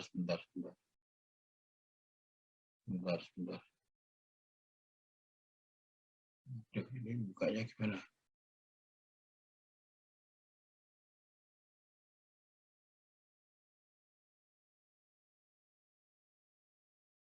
Bentar, ini penting karena kan ada yang saya lupakan. Saya lupa. Saya minta maaf. Ada yang saya lupa.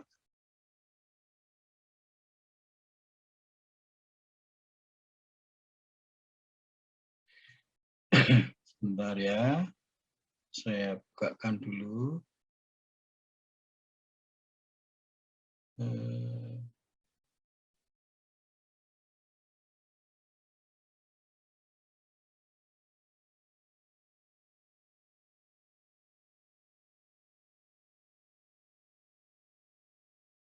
Nah, ini silabus yang baru.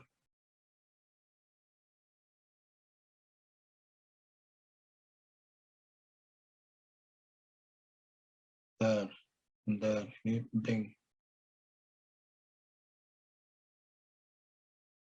Dulu waktu saya menjelaskan ini ada yang protes. Terus saya cari informasi, ternyata yang betul ini.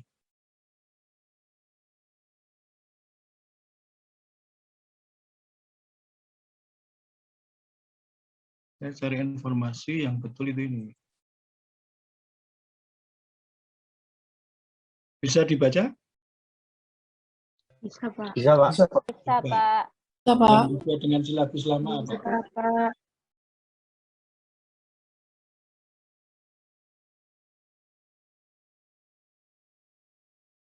Dulu waktu saya menjelaskan silabus yang pertama, itu ada yang protes, Pak, kok di tempat lain begini-begini. Oh ya, saya cari informasi. Terus saya cari informasi, ternyata memang yang betul saudara yang mempersoalkan. Di mana coba bedanya? Dinilai, Pak. Ya. Nilai, Pak.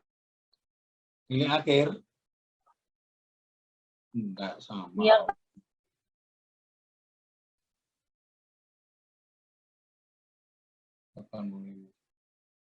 Tugas. Dulu tugas hanya 30%. Ujian tengah semester, ujian akhir 35%, gitu kan? Iya, Pak. Masih sama, Pak. Ini tugasnya masih 40%. Dengan silabus yang lama. Dengan silabus yang ada di web juga 40%, Pak, nilainya. Silabus yang di web sudah silabus yang baru. Silabus yang lama sudah saya hapus. Ya, kalau saudara sekarang buka, ya silabusnya silabus yang baru. Itu saya masukkan tanggal 2 November, jadi sudah beda tanggal. Tapi begini, oke lah, sekarang saudara lihat ini ya, pokoknya tugas itu porsinya tinggi, itu saya mau menyampaikan itu. Terus hubungannya apa dengan kesalahan saya tadi, saya sebutkan. Gini, di S1 sudah saya lakukan, tapi di saudara belum saya lakukan, itu yang saya bisa.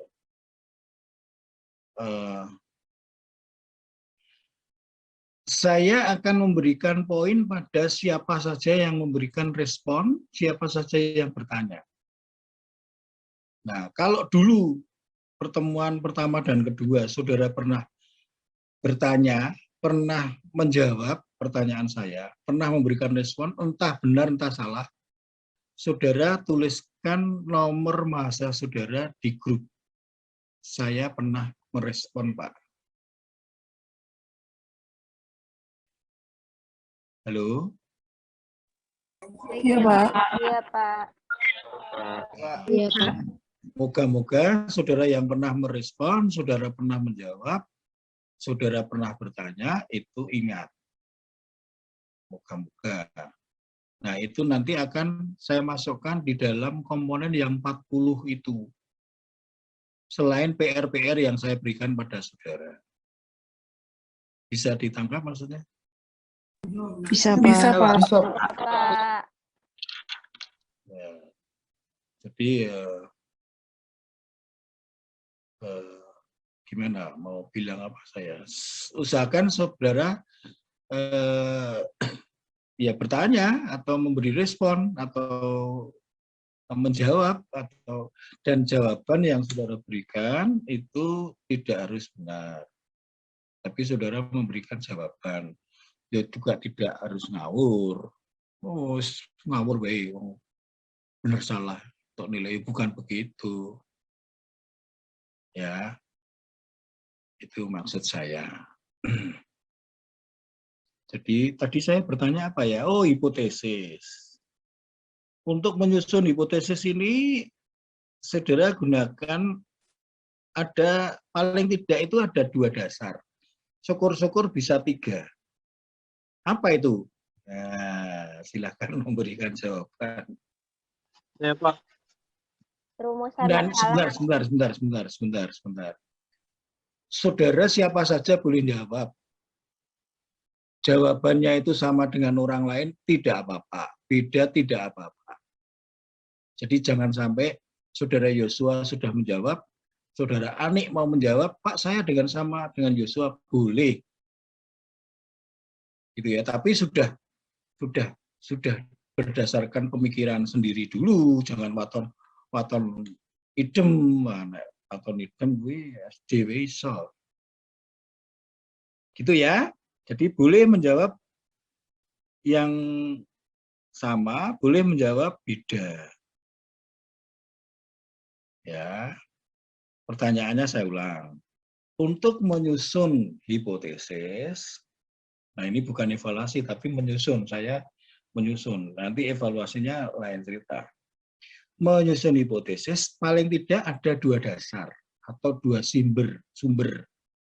sumber sebagai dasar atau landasan untuk menyusun hipotesis. Setidaknya ada 2. Nah, kalau sudah S3 itu harus ada 3. Nah, apa itu? Silakan tadi, Afif. Boleh Pak, saya mau coba jawab Pak. Afif. Ya tadi sebelumnya Mas Joshua, tapi saya coba jawab. Kalau menurut saya untuk pembuatan dari hipotesis itu 2 hal yang bisa kita jadikan acuan itu yang pertama tujuan penelitian dan rumusan masalah Pak. Oke. Saya mau coba jawab, Pak. Boleh, Oke, ya. Silakan, siapa dulu? Boleh saya, Pak, Hairunisa. Mainora Iya, dulu. Mainora boleh, Pak. Kalau selain dari Afif tadi, mungkin bisa ditambahkan dari hasil penelitian sebelumnya, Pak. Oke. Silakan setelah Mau Nora. mencoba menjawab, Pak. Ya, Mutia dulu, Mutia. mungkin tambahan dari jawaban Mas Afif tadi itu bisa dilihat dari pendahuluan atau latar belakang masalahnya seperti apa. Baru bisa diambil hipotesisnya. Ya. Terima kasih. Mau mencoba menjawab? Saya, Pak. Widya dulu, Widya. Pokoknya yang bisa saya Pak. Semua boleh, nanti jangan khawatir, saya beri kesempatan. Widya dulu.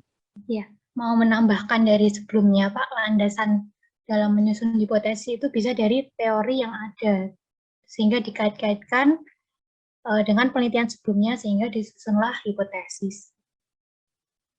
Seperti itu, Pak. Terima kasih. Oke. Setelah Widya. Saya, Pak. Nanti diingatkan sendiri ya. Saya enggak Iya, hafal loh nomornya loh. Iya, Pak.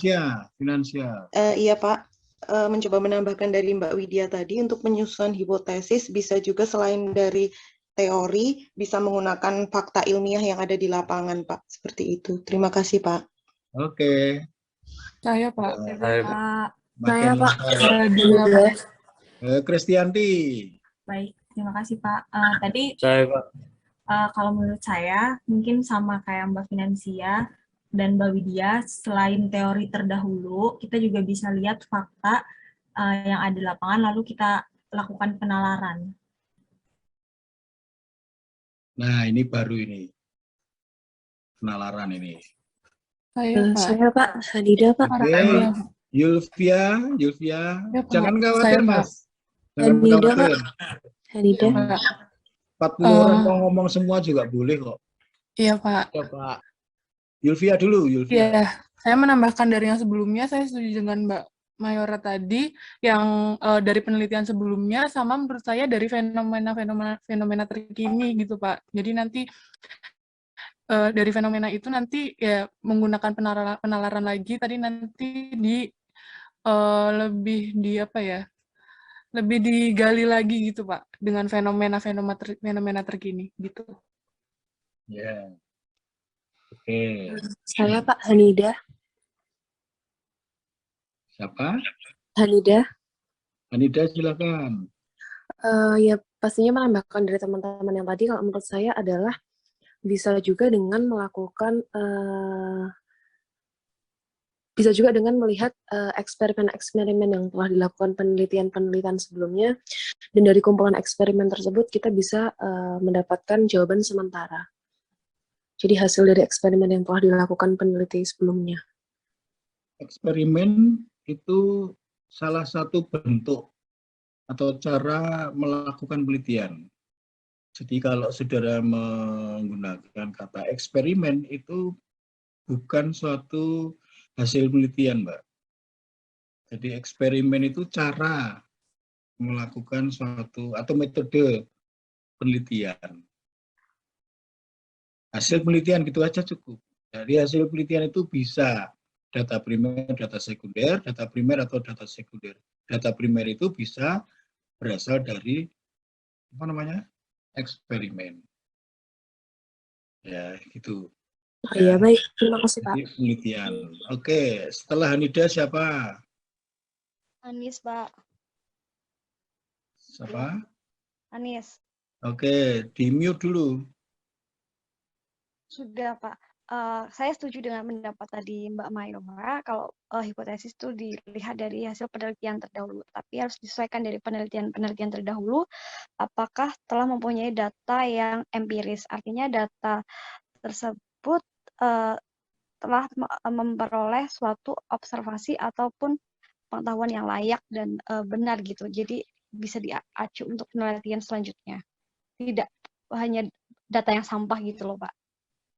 Ya, baguslah, lengkap ini omongan dari saudara-saudara. Masih ada? Setelah Anis? Matius? Ingin menambahkan sedikit, Pak. Matius dulu. Oh, iya. Jadinya Matius. Ya, Pak. Yang pertama, landasan harus mempunyai landasan yang kuat dari penelitian terdahulu, Pak. Terus untuk penelitian itu harus hipotesisnya harus melalui penelitian lapangan, Pak. Ya. Oke, setelah Vanu, ada lain? Ingin sedikit menambahkan, Pak. Mbak Wahyu? Iya, kalau menurut saya juga setuju dengan Mbak Mayora tadi. Jadi untuk menentukan hipotesis itu kita lihat dulu di penelitian sebelumnya itu misalnya nih ada penelitian yang menyatakan positif sama negatif. Nah itu tuh lebih banyak yang mana? Ketika banyak yang positif, nah kita bisa mengambil hipotesis yang berpengaruh positif seperti itu, Pak. Terus nanti semisal hipotesisnya itu udah nggak berpengaruh, kita cari dulu kenapa sih kok nggak berpengaruh. Kalau memang hasilnya benar-benar nggak berpengaruh, ya udah berarti itu nggak layak untuk diteliti. Terus kita bisa mengganti variabel lain. Terima kasih. Itu pernyataan saudara menarik loh. Mengganti variabel lain itu piye? Berarti saudara kalau misalkan hasil olahan saudara itu hipotesisnya ditolak gitu, atau penelitian riset hipotesisnya itu ditolak atau tidak diterima atau tidak sesuai dengan hasil penelitian saudara, saudara mau melakukan penelitian ulang begitu? Bukan begitu Pak, maksud saya. Nah, untuk menentukan hipotesis itu, ketika hasil sebelumnya itu hasilnya tidak berpengaruh, mungkin itu nggak usah diteliti lagi gitu loh Pak, karena memang hasilnya memang sudah tidak berpengaruh. Kecuali hasilnya itu memang, misal hipotesis kita itu positif, tapi hasilnya negatif. Nah, berarti kan itu layak untuk diteliti kembali. Tapi menurut saya, kalau untuk menentukan hipotesis itu, kita lihat dulu dari jurnal ajuan terdahulu itu banyak hasil penelitian yang menghasilkan yang positif atau negatif seperti itu. Terima kasih. Ya. Apakah saudara hanya mendasarkan atau melihat hasil penelitian terdahulu saja? Tidak Pak, nanti juga melihat dari kajian teorinya juga seperti itu. Nah, itu yang penting. Ya. Bisa Ya, jadi teorinya sudah lama dan kuat, tetapi hasil penelitiannya itu tidak sesuai dengan penelitian, dengan teori. Justru menarik kan? Saudara mau pilih yang mana misalnya? Itu artinya take position. Take position itu ya memang kalau saudara menyebut dirinya sebagai ilmuwan ya, itu harus mempunyai posisi yang jelas. Saudara mau berpihak di mana gitu. Saudara boleh berpihak pada teori, boleh berpihak pada hasil penelitian terdahulu, boleh. Nah, saya berpihak pada teori. Oke, saya mau melakukan penelitian, ternyata benar teorinya. Nah, bisa jadi loh, Mbak. Ya, baik, Pak. Jadi pesan saya untuk semua ya, kalau nanti saudara sudah menyatakan diri saya ilmuwan, saudara harus terbiasa dengan take position, punya pendirian. Jadi kalau orang yang sudah mempunyai posisi yang jelas, saya mau di pihak mana, tidak mencela-mencele, jelas maksudnya. Itu salah satu kekuatan ilmuwan, harus begitu, enggak boleh kok ilmuwan. Sebenarnya ngomong A, ikut A, orang lain ngomong B, ikut B. Kan enggak boleh, itu bukan ilmuwan itu. Ya, jadi harus di posisi yang jelas. Tidak salah Mbak, kalau nanti hasilnya tidak sesuai ya enggak apa-apa, mau jenenge penelitian kok. Oke, terima kasih Mbak Wahyu. Oke, Mbak Wahyu. Silakan setelah Mbak Wahyu masih ada.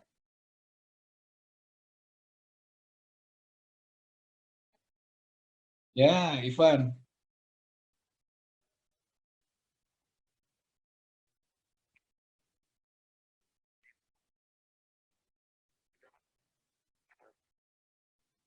Pendapat sekumpulan orang ini dasarnya apa pendapat?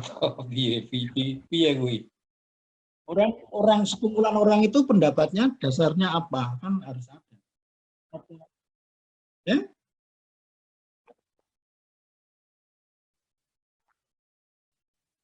Oke, masih ada lain selain Mas Ivan? Jadi betul ya, memang awalnya kita menyusun hipotesis itu dasarnya sesuai dengan tujuan, itu pertama, itu umum itu. Tapi hal yang digunakan sebagai dasar itu untuk menyusun bunyinya hipotesis itu seperti apa, itu ada 3 hal dan semua sudah disampaikan. Yang pertama adalah landasan teori. Yang kedua adalah penelitian terdahulu. Yang ketiga, mungkin ini yang disampaikan oleh Mas Ivan terakhir tadi, pendapat orang atau sekelompok orang berdasarkan pengalaman, itu bisa masuk dalam kelompok penalaran, Mas. Jadi penalaran itu logika. Logikamu setelah saudara masukkan ini, begini, itu, begitu, tapi kemudian begini-begini, bukan hasil penelitian, bukan juga teori, tapi penalaran saudara, logika saudara. Jadi ada 3 kelompok itu. Nah, untuk yang S1, S2 itu konsep teori dan penelitian terdahulu. Penalaran ini nanti lebih pada yang S3. Saya tidak mengatakan saudara tidak boleh loh ya. Saya tidak mengatakan saudara tidak boleh melakukan penalaran. Boleh, silakan. Nah itu, lalu yang dimaksud dengan evaluasi hipotesis, itu ini sudah cocok belum dengan konsep teori? Ada nggak peneliti terdahulu yang menyatakan demikian? Nah itu namanya dievaluasi. Kemudian setelah benar, lalu berdasarkan hasil olahan data, itu diuji apakah hipotesis penelitian itu diterima atau ditolak. Ya, lalu itu menunjukkan kualitas pengujian. Kalau misalkan ya, saudara tahu nggak artinya 10%, 5%, 1% probabilitas tingkat signifikansi alfa. Apa sih artinya 10%? Apa artinya 5%? Apa artinya 1%? Tahu enggak?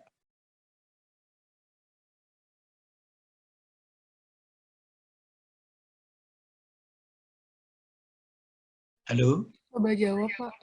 Ya, silakan. Mungkin itu Farida. tingkat kesalahan ya, Pak ya?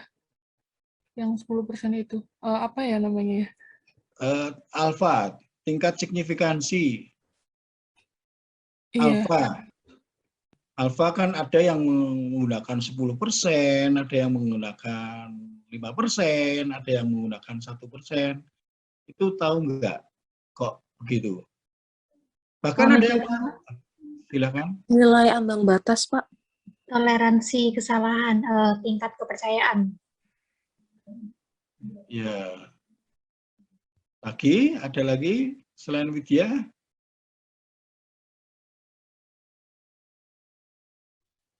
Tingkat ambang batas kesalahan yang dapat dilakukan, Pak. Ya, sebetulnya itu tempat, kalau saudara ingat ya, misalkan ini saya gambarkan supaya saudara sebentar ini masalah. Moga-moga masih hidup. Oh masih. Ini uji sisi kanan, ini berpengaruh positif ya. Misalkan X berpengaruh positif terhadap B atau apa, Perfetti berpengaruh positif terhadap set penjualan.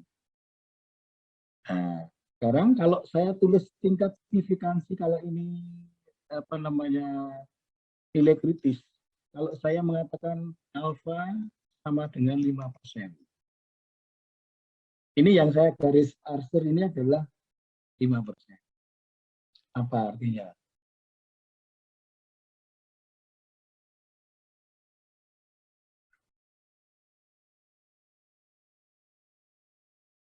Saya memberi kesempatan untuk hipotesis alternatif 5%. Ya, kalau nanti saya beri kesempatan 5%, hipotesis alternatif 5%, lalu nilai hitungnya jatuh di sini, H0 diterima atau ditolak, atau HA diterima atau ditolak.